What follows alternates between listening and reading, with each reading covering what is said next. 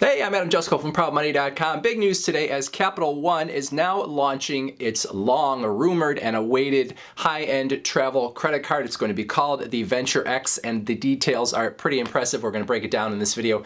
But first, I'm going to ask you to please subscribe to this YouTube channel if you have not already. And if you have already, I thank you for doing so. So Capital One out with the Venture X high-end travel card coming out on Tuesday, November 9th. As I make this video, it is Thursday, November 4th. So this coming Tuesday, it will be available. It is something different in the high-end travel card market. And if you are someone that has looked at some of the stuff that is out there that has a 500 plus, 600 plus annual fee attached and said, that's a little too rich for my blood in order to get lounge access and some of these other things, well, then this is a card that maybe is going to make some more sense for you because it is a little cheaper and it gives you a lot of the big stuff that you want from the high-end travel cards without the big price tag. All right, so let's break down this card. We don't know every detail yet, but we know enough to have an opinion. $395 annual fee, which is significantly less than a lot of the other high-end travel cards on the market. And when you look at some of the credits that you are going to be able to get against that annual fee, you might think of it as being effectively a $0 annual fee, but you can be the judge of that as we go along. Let's talk about the everyday rewards and bonuses first. Everyday rewards, 2 points per dollar, 2 miles per dollar, as Capital One calls them, on all of your purchases. Now you can get 5 points or miles per dollar on airfare if you book it through the Capital One travel portal. You can get 10 points per dollar on hotels and car rentals when you book those through the Capital One travel portal. There's sort of a theme here with the Capital One travel portal, as you'll see as we go along. Bonus opportunity, 100,000 points, but you're going to have to spend $10,000 in the first 6 months of having the card in order to get it, which means you're going to sort of on average going to be spending almost $1,700 per month on the card in order to get there. So Capital One is really trying to make you commit to this card if you get it, because you're going to want that bonus, obviously, if you're going to get this card. So you're going to have to put a lot of spend to get there. And once you put a lot of spend to get there, you're probably going to continue to keep using the card. At least that is how they probably see it. Now, those miles that Capital One gives you, if you use them to redeem toward travel on a one-to-one basis, each point is going to be worth a penny. So if you had 10,000 miles, for example, that would be worth $100 against travel purchases that you put on the card. Now you can also take your miles and actually transfer them into one of the travel transfer partners, the airlines and hotels that Capital One works with, and then perhaps you can get more than a penny per point in value out of them. I think in the way that Capital One has structured this card, that they are sort of more betting on the fact that more people are simply going to use their points on that penny per point basis against their travel purchases than use the travel transfer partners. But if you can find more value through some of those transfer partners, well then great, the card is only going to look better to you. Now, each year on your card anniversary, there's going to be another bonus that comes along. When you re-up and pay that annual fee again, you are going to get 10,000 points there. And so you could think of those as being at the very least worth $100 toward travel, or when you put them into one of the travel transfer partner programs, maybe even more.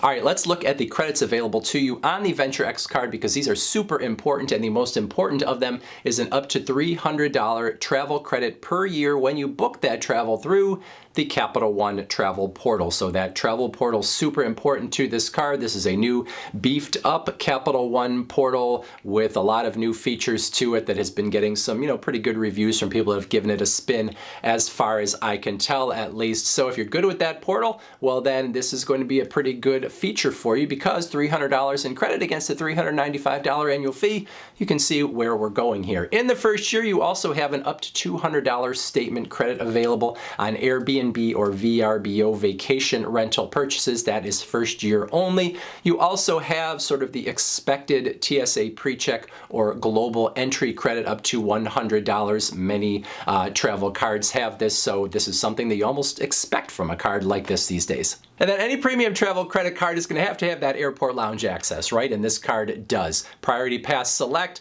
a program that many other high-end travel cards use, is available to you here. The network of airport lounges that you can get into.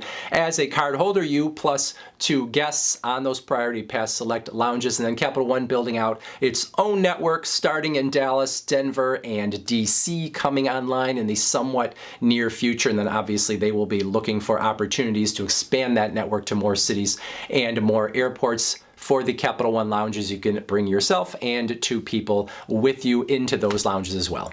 All right, some other details to know about the Capital One Venture X. It is going to be a metal credit card. It is going to be a Visa Infinite credit card. In terms of what Visa Infinite means specifically to this card, we don't know all those details as I make this video. It looks like trip delay, trip cancellation insurance is going to be part of it. We know cell phone insurance is going to be part of it for up to $800 of repair or replacement for your cell phone. There's a $50 deductible on that. Now, if you become a card holder, there also is going to be a generous referral program. So if you refer other people who become card holders, you would get a 25,000 point bonus, which you could think of as being worth at least $250 in travel, possibly more, and you could do that up to 4 times per year. So potentially a 100,000 point referral bonus if you could max that out. In terms of the everyday stuff, no foreign transaction fees, so you could use it outside of the US without any extra charges. Capital One does that on all of their cards and have before anybody else really was. So it's not an extra perk here, but Capital One always should get some credit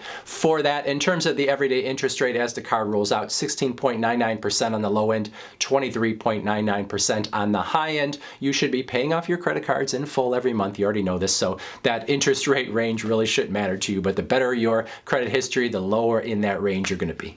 All right, so that's a lot to digest, but it's less to digest than a lot of the other high-end travel cards out there. And that's why I like what Capital One is doing with the Venture X. By having a lower annual fee and having some credits that are super easy to understand, you can see the value right off the bat. $395 annual fee. Then you've got a $300 travel credit. Subtract $300 from $395, you're already at a $95 effective annual fee. Well, in year 1, you're probably not going to get this card unless you can achieve that 100,000 point bonus. So in year 1, you're going to get 100,000 points, going to be worth at least $1,000 worth of travel to you. In year 2, on your card anniversary, you're going to get that 10,000 point bonus for re-upping with the card, and so that's going to be worth more than sort of that $95 that you might think of as the effective fee beyond the $300 travel credit. So in year 1 and beyond, you can justify this card fairly easily. So if you justify it that way, then you could think of it as a card that doesn't have an annual fee, that's giving you 2 points per dollar. It's giving you access to those airport lounges. It is giving you cell phone insurance and a lot of other good stuff going on with this card. So if you wanted a higher end travel credit card, but you didn't want to pay so much and you didn't want to have to justify a bunch of credits that you normally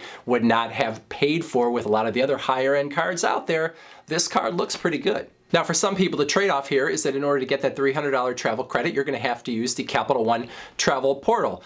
But for a lot of people, that's not going to be a trade-off. They're going to be just fine with it. As long as Capital One has a travel portal that is just as good as where they might normally book their travel, they will be fine with it. Simplicity does matter to a lot of people. There are going to be some people that scoff, frequent travelers who are into other ecosystems and they want to be able to book their own travel, and something like the Chase Sapphire Reserve that lets you book that travel anywhere and get a $300 travel credit. Well, then you might think, you know what, this Venture X is sort of like a luxury travel card on training wheels. But a lot of people want a luxury travel card on training wheels. They don't want to think that hard about what some of these other cards make them do. If they don't travel that often, well, then they're not looking for as many of the features as some of these other cards. But yeah, they'd like to have that airport lounge access, and they'd like to have the TSA pre-check and those sort of things. And when you can easily justify a $395 annual fee, even if you're a casual traveler, you'll probably spend $300 per year going through the portal. If it doesn't bother you, well, then you're going to be happy with this card. I think this is going to be a huge success for Capital One. I think the Venture X is the card that a lot of people who are interested in getting a higher end travel card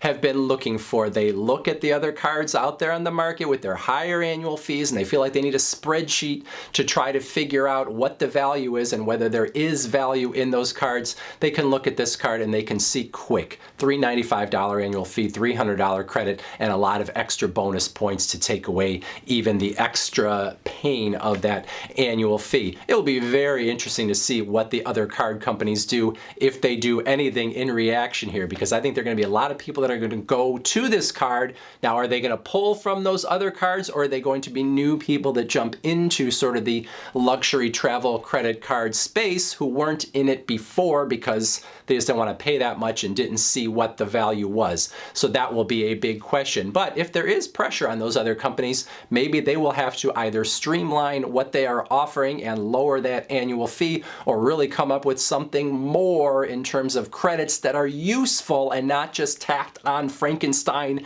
extras in order to make people happy. So we are going to have a very interesting year plus after this card actually is out and we see how many people jump on it. I would love to hear your thoughts on the card. Put those in that comment section below. Otherwise, I thank you for watching. And as always, please go to proudmoney.com, where we do credit card reviews. We talk personal finance, we talk deals, and all sorts of other fun stuff too. Thank you for watching. Bye.